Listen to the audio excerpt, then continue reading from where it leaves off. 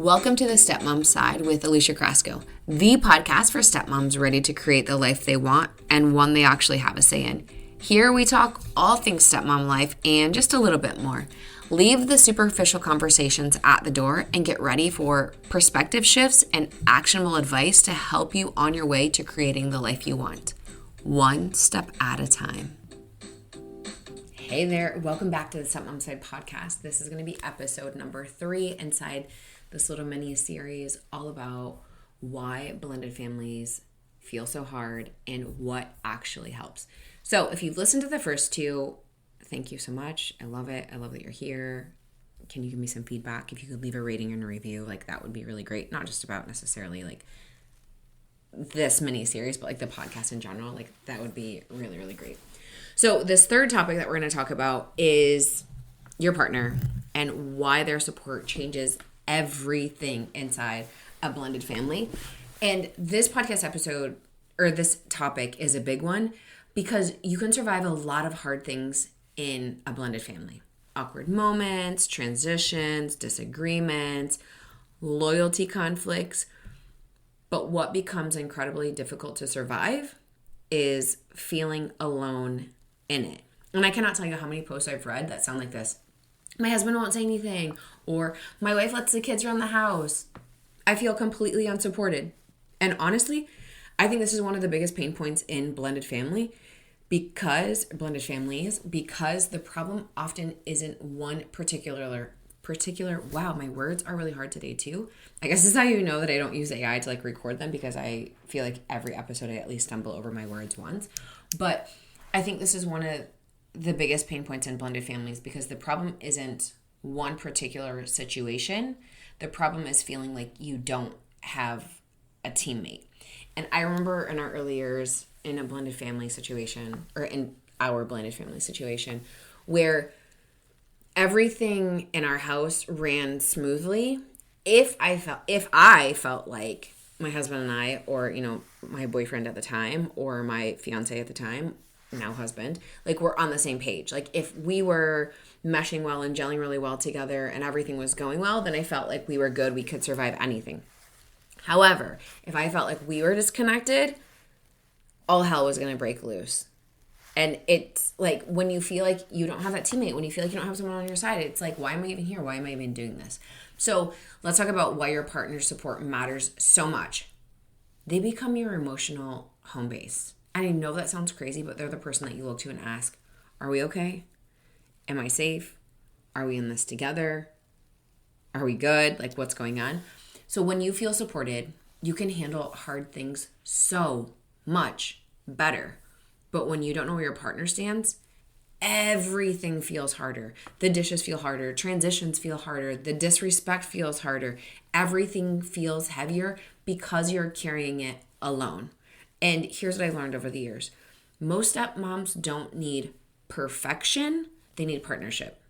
They need to know, I see you, I hear you, we'll figure this out together.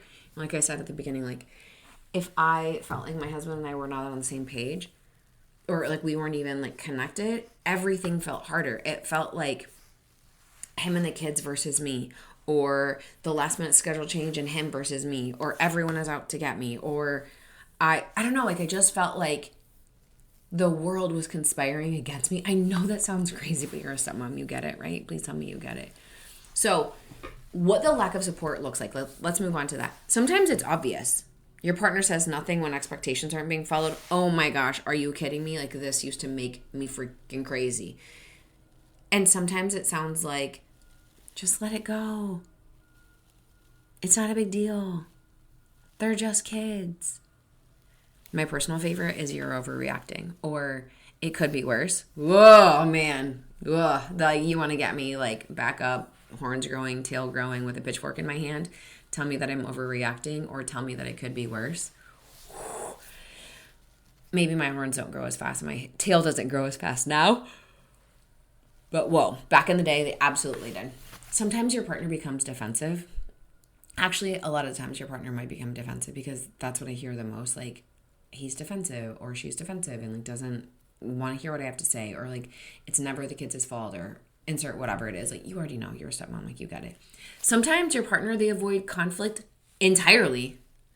Like, what conflict are you talking about? Like, they saw nothing. And you're like, how do you live like this? How do you not see this?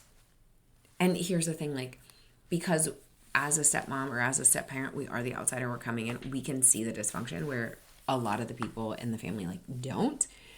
And sometimes it means your partner prioritizes everyone else's comfort while you're left sitting there wondering if your comfort matters at all.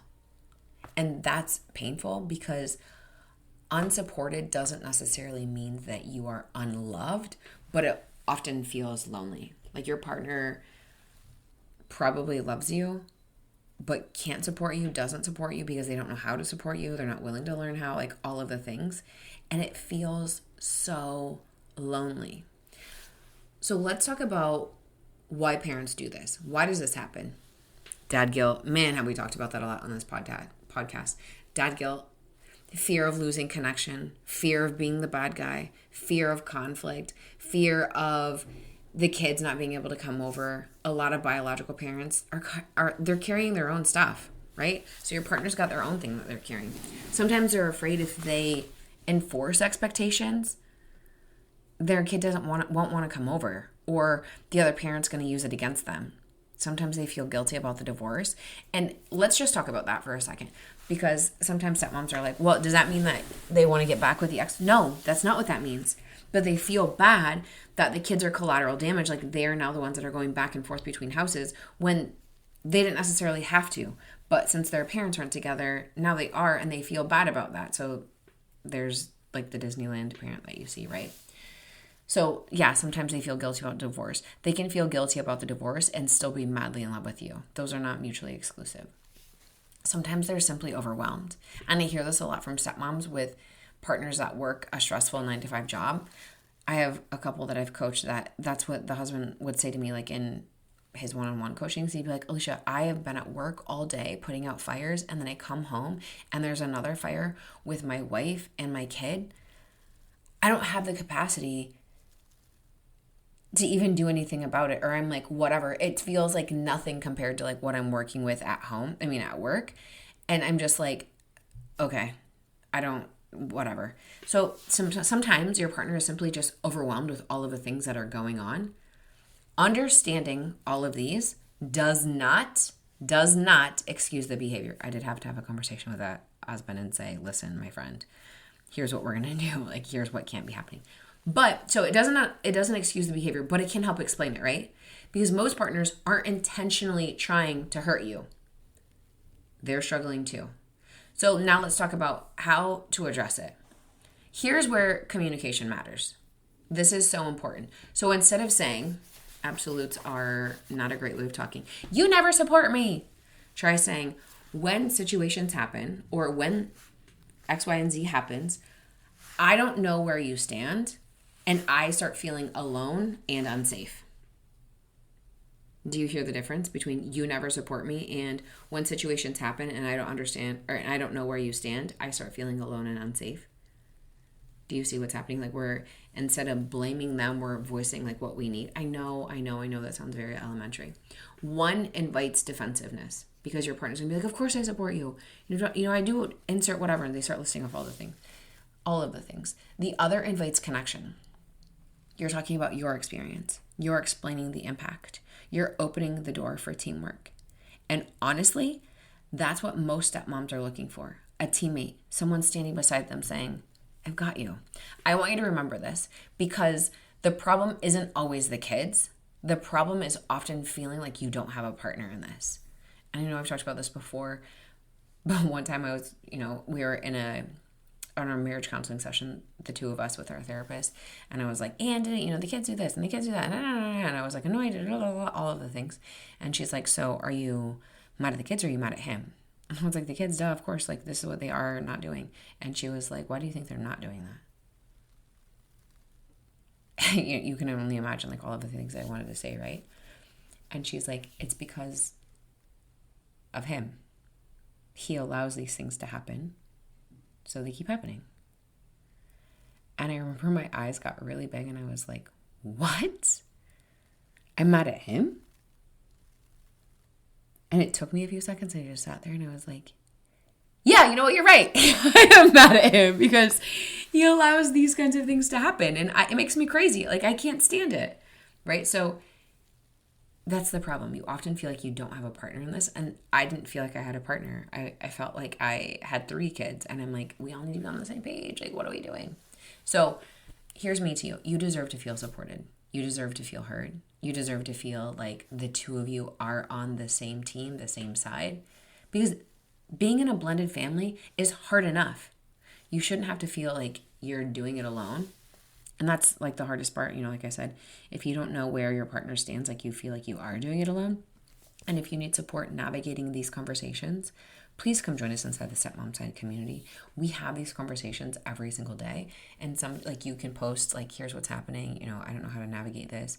And somebody else can say, hey, here's what we did. Somebody else will say, oh yeah, we did that, but I tweaked this. Or, hey, I tried this and it didn't work. You always will get some sort of feedback or some sort of response from someone inside the community, even me.